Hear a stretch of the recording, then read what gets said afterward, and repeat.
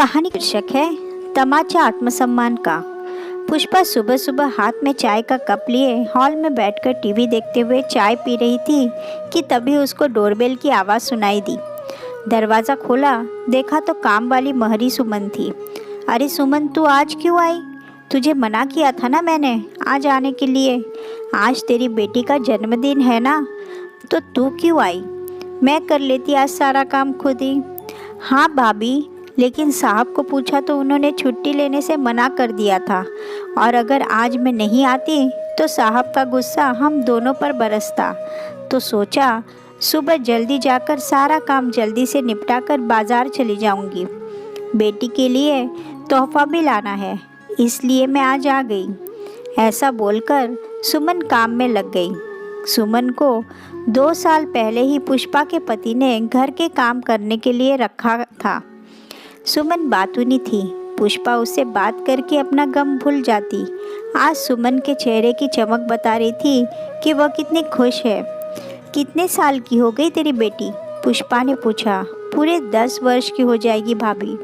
उसके लिए नई फैंसी ड्रेस खरीदनी है। मोबाइल पर फोटो देखी तो उसको भी वैसी ही चाहिए, तो सोचा दिला दूँ, आखिर उसके लिए ही तो कमाती हूँ। भाभी, आज खाने में कड़ी चावल कलौंजी बना दूँ?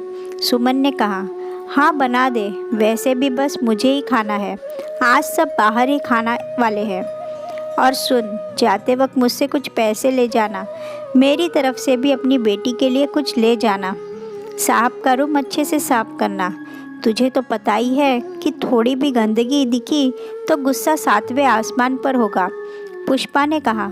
जी भाभी, सब अच्छे से साफ कर दूंगी, आप चिंता मत करो। सुमन ने काम करते करते बातें शुरू कर दी। भाभी, एक बात पूछूं आपसे, आपकी शादी को कितने साल हो गए? कल पूरे 3 साल हो जाएंगे। पुष्पा ने कहा। मतलब कल आपकी शादी की सालगिरह है? सुमन ने कहा। पुष्पा ने टीवी देखते हुए हाँ में सिर हिला दिया। फिर तो कल घर में खूब जश्न होगा, है ना भाभी? अरे नहीं, इस बार शादी की सालगिरह का जश्न नहीं होगा। पुष्पा ने कहा। ऐसा क्यों? पिछली बार तो हुआ था। आप तो नसीब वाली हो जो इतना अमीर और नामी ससुराल मिला आपको। साहब की इतनी अच्छी कमाई है, फिर भी आप जश्न नहीं करोगी, ऐसा क्यों? सुमन ने कहा। अरे तू यहाँ मुझसे बात ही करती रहेगी या घर जाकर अपनी बेटी की जन्मदिन की तैयारी भी करेगी? पुष्पा ने बात को टालते हुए कहा। अरे हाँ, मैं भी ना कितनी पागल हूँ, बातों में लगी जाती हूँ। इतना कहकर सुमन काम निपटा कर चली गई। तभी मोबाइल की घंटी बजी। पुष्पा ने देखा तो उसकी सास शांति जी का फ़ोन था। शांति जी, जो कि एक समाज सेविका थी, जो महिलाओं के खिलाफ होने वाले घरेलू हिंसा और अत्याचारों के खिलाफ समाज में जागरूकता का फैलाने का काम करती थी।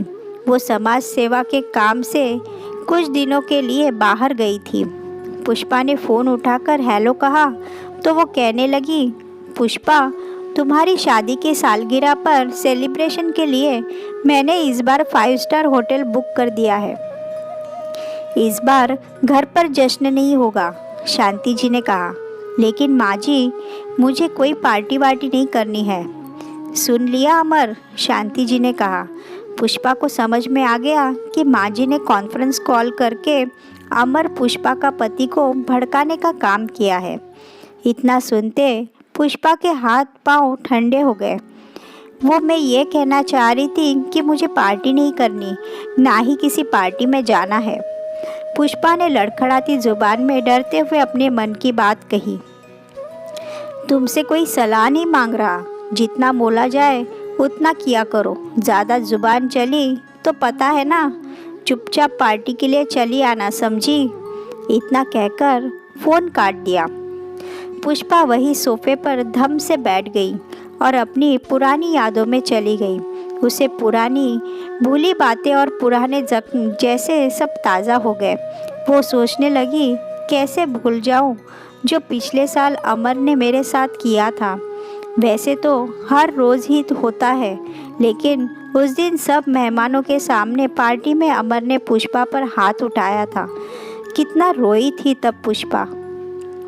सब वही थे उस वक्त, लेकिन किसी ने कुछ नहीं कहा। सासू माँ ने सबके जाने के बाद कहा, पति पत्नी में छोटे मोटे झगड़े तो होते रहते हैं। चाचा चाची भी समाज की दुहाई देकर पुष्पा को रोता हुआ छोड़कर चले गए। पुष्पा के माता पिता का स्वर्गवास बचपन में ही कार एक्सीडेंट में हो गया था। 5 साल की थी पुष्पा उस वक्त। बड़े होने पर अमर से उसकी शादी चाचा चाची ने पैसों के लालच में कर दी और अपना पीछा छुड़ा लिया।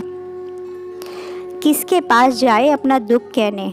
तलाक लेकर अकेले रहने में भी डरती कि दुनिया क्या कहेगी। कोई सहारा देने वाला भी नहीं था। अमर और शांति जी उसे बात बात पर धमकी देते कि अगर हमसे बैर लिया तो फिर न घर की बचोगी न घाट की। अभी जो रोटी कपड़ा मिल रहा है वो भी बंद हो जाएगा, बदनामी होगी सो अलग। मतलब इसमें कुल मिलाकर सिर्फ तुम्हारा घाटा ही है। पुष्पा डर के मारे उनके मारपीट और घरेलू अत्याचार हर रोज सहती रहती और अंदर ही अंदर घुटती रहती। बस यही कारण था कि अमर की हिम्मत और बढ़ गई थी। शराब पीकर मारपीट करना, गाली गलौज करना, अब तो यह आम बात हो गई थी। यह सब सोचते सोचते पुष्पा का सिर दर्द करने लगा था। तभी डोरबेल बजी। दरवाज़ा खोला तो अमर सामने खड़े थे। इतना भी पूछने की हिम्मत नहीं हुई कि आज इतनी जल्दी कैसे आए। तभी अमर ने कहा, जाकर खाना लगाओ। अमर के लिए पुष्पा खाना लगाने लगी। अमर खाना खा रहा था, पुष्पा वही पास में खड़ी थी कि तभी एक ज़ोरदार थप्पड़ पुष्पा के गालों पर अमर ने दे मारा, ये कहते हुए कि स्टैंडर्ड खाना बनाने नहीं आता, कम से कम बनवाना तो सीख लेती। और खाने की थाली छोड़कर उठ कमरे की तरफ जाते हुए कहा, सुनो, कल पार्टी है, कोई नाटक मत करना पिछली बार की तरह, और किसी अच्छे पार्लर से तैयार होकर आना, समझी। पुष्पा गाल पर हाथ रखे वही ज़मीन पर बैठकर रोते रोते सोचने लगी कि उसे पता होता कि अमर घर पर ही खाएंगे तो उनकी पसंद का ही खाना बनवाती। रोते रोते कब आँख लगी पता ही नहीं चला। सुबह अमर ने पैर से पुष्पा को मार कर जगाया तो पुष्पा सोचने लगी कि क्या सच में यही उसका नसीब है। खाना पीना, पैसा, शोहरत, ऐशो आराम सब कुछ था उस घर में पुष्पा के लिए, सिवाय उसके आत्मसम्मान और प्यार के। दुखी मन से पुष्पा ने अमर के लिए नाश्ता बनाया और नाश्ता करके अमर ऑफिस चले गए। तभी सुमन आ गई। आज बातूनी सुमन भी चुपचाप अपना काम कर रही थी। पुष्पा ने उसे चुपचाप देखकर अपने साथ रात को हुए मारपीट को भूलते हुए पूछा, बड़ी शांत है आज, बताया नहीं, कैसा रहा बेटी के जन्मदिन की पार्टी। कि तभी पुष्पा की नज़र सुमन पर गई। तुझको यह चोट कैसे लगी, कहीं गिर गई थी क्या तू, इसलिए तू आज इतना शांत है, बता तो सही क्या हुआ। इतना सुनते सुमन की आंखों में आंसू आ गए। भाभी क्या बताऊं, कल रात मेरे मर्द ने शराब पीकर मुझे बहुत मारा और सारे पैसे भी छीन लिए, बेटी का जन्मदिन भी खराब कर दिया मरे ने। क्या? पुष्पा ने आश्चर्य से पूछा। हाँ भाभी, सुमन ने सिसकते हुए पूछा। फिर क्या हुआ? क्या होगा भाभी, हम औरतों के नसीब में मर्दों के हाथ मार खाना ही लिखा हुआ है। आप पढ़ी लिखी होकर भी आज तक साहब से मार खाती हो, तो मैं तो अनपढ़ ठहरी। बुरा तो तब लगता है जब बेटी ये सब देखकर रोती है। आपको तो अभी बच्चे नहीं है, इसलिए आप अकेली ही सब दुख सहती है। मुझे तो बेटी को देखकर रोना भी आता है और चिंता भी कि कहीं आगे चलकर इसके साथ भी ये सब हुआ तो। पता है भाभी, शादी से पहले जब अपनी माँ को मार खाते देखती थी तब माँ को कहती थी कि हिम्मत क्यों नहीं करती। मैं तो शादी के बाद अपने पति से अपना हिसाब साफ रखूँगी। इज्जत के बदले इज्जत, प्यार के बदले प्यार और मार के बदले मार कब तक बर्दाश्त करूँगी। तब माँ कहती थी, चुप कर पगली, ऐसा नहीं होता। शादी के बाद पता चला वो वाकई बचपना था। हकीकत तो शादीशुदा औरतों यही है कि उनका अत्याचार बर्दाश्त करने ही होते हैं। जैसे आप छिपा रही हो थप्पड़ के दाग। भाभी, मेकअप से दाग छिप सकता है, मिट नहीं सकता। ऐसे मत देखो मुझे, मुझे सब कुछ पता है।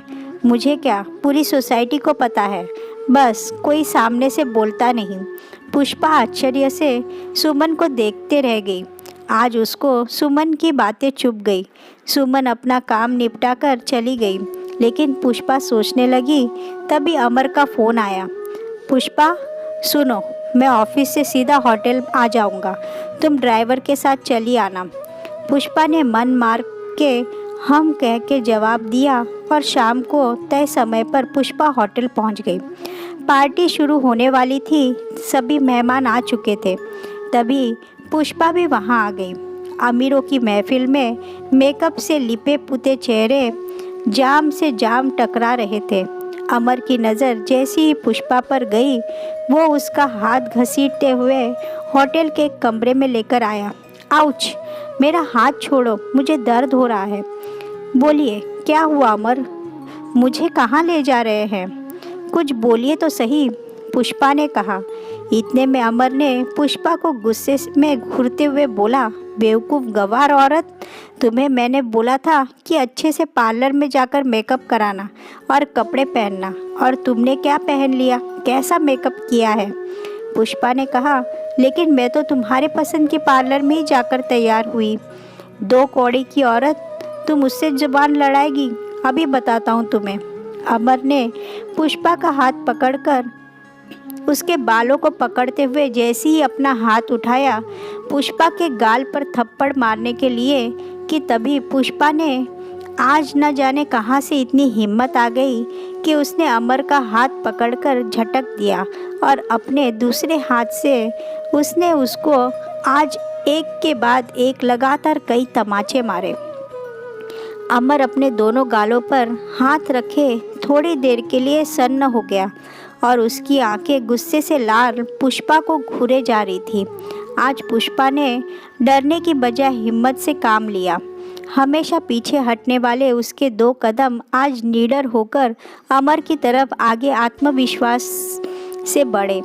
अमर ने गुस्से में बोलना चाहा तो पुष्पा ने मुंह पर उंगली रखकर चुप रहने का इशारा करते हुए बोली, तुम बहुत बोल चुके मिस्टर अमर। आज तक सिर्फ मैं सुनती रही और तुम बोलते रहे। अब आज मेरी बारी बोलने की और तुम्हारी सुनने की है। मैं कोई खिलौना नहीं हूँ जिससे तुम जब चाहे जैसा चाहे खेलोगे, समझे? आज के बाद अगर मुझ पर हाथ uठाया या कोशिश भी की तो वो हाल करूँगी कि ज़िंदगी भर याद रहेगा। समझ आई बात मिस्टर सो कॉल्ड अमर सिन्हा? अगर चाहते हो कि पार्टी में कोई तमाशा ना हो और सबके सामने तुम्हारी इज्जत बनी रहे तो चुपचाप पार्टी में चलो। दरवाजे पर खड़ी शांति जी पुष्पा के पास आई और बोली, तेरी इतनी हिम्मत कि तू मेरे बेटे को मारे? तू होती कौन है मेरे बेटे को धमकी देने वाली? तू शायद भूल गई कि मैं कौन हूँ। अगर हम तुझे छोड़ दे तो तू वापस रास्ते पर आ जाएगी। किसके दम पर इतना कूद रही है? ये फिल्म नहीं, असल ज़िंदगी है। यहाँ तलाकशुदा या ससुराल से निकाली गई औरत की कोई इज्जत नहीं करता। तुझे पता नहीं किससे दुश्मनी मोल ले रही है। आदरणीय सासू माँ, आज आप भी चुप ही रहिए तो बेहतर होगा। अपने अय्याश शराबी अमीर बेटे की शादी मुझसे इसलिए कराई कि अनाथ गरीब लड़की चुपचाप आप लोगों के सब जुर्म बर्दाश्त करेगी, लेकिन अब ऐसा नहीं होगा। अब चुप रहने की बारी आपकी, वरना जिस समाज और मीडिया में लोग आपको देवी मानते हैं, जो औरतें शांति देवी को न्याय और महानता की मूर्ति समझते हैं, वही औरतें समाज मीडिया जब देवी समझने जाने वाली शांति जी को खुद उसी जुर्म की सज़ा भुगतते देखेंगे तो कितनी इज्जत रह जाएगी। ज़रा सोचकर देखिए, जब शांति देवी की बहू मीडिया के सामने बोलेगी घरेलू हिंसा की बात तो क्या होगा। जंगल में आग की तरह ये खबर हर मीडिया चैनल के ब्रेकिंग न्यूज़ में फैली होगी। उम्मीद करती हूँ अब आपकी समझ में आ गई होगी मेरी बात। और क्या कहा आपने कि मुझे अगर आप लोग छोड़ देंगे या तलाक दे देंगी तो वो गाना सुना आपने, इसमें तेरा घाटा। इसलिए बेहतर होगा मुझे आप ये धमकी ना दे। क्योंकि मेरे पास कानून है जहाँ मैं न्याय मांग सकती हूँ। सही कह रही हूँ ना मैं? मेरी चुप्पी को आप दोनों ने मेरी कमज़ोरी समझ रखा था, पर अब और नहीं। अब बस मैं पढ़ी लिखी आज की नारी हूँ, अपने सभी सामाजिक और कानूनी अधिकार भी जानती हूँ। मुझे आपकी दया की ज़रूरत नहीं। नारी कोई मूर्ति नहीं, इंसान है, ये बात हमेशा याद रखिएगा। मर्जी अब आप लोगों की। आप दोनों यहाँ आराम से बैठकर सोच लो कि क्या करना है। मैं पार्टी में जा रही हूँ।